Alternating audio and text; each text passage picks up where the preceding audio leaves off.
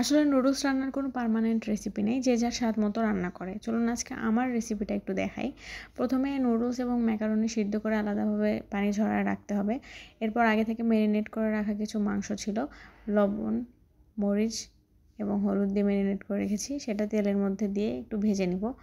হালকা ভাজা ভাজা হইতেই সেটাতে মরিচ এবং পেঁয়াজ কেটে রাখা ছিল সেটা দিয়ে দিলাম।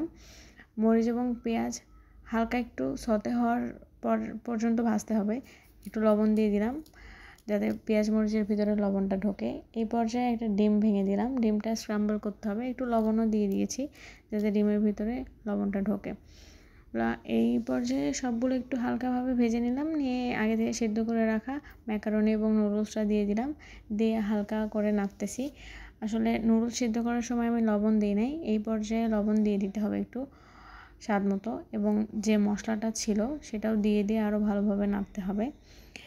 যখন নুডলসটা একটু ভাজা ভাজা হয়ে যাবে সেই পর্যায়ে নামায় নিতে হবে। আসলে যে যার স্বাদ মতো রান্না করে, আমি রান্না খুব পারি তা না, ছোটো একজন মানুষ, আমি স্টুডেন্ট, যেটুকু পারি সেটুকু রান্না করি আর আপনাদেরকে একটু দেখাচ্ছি।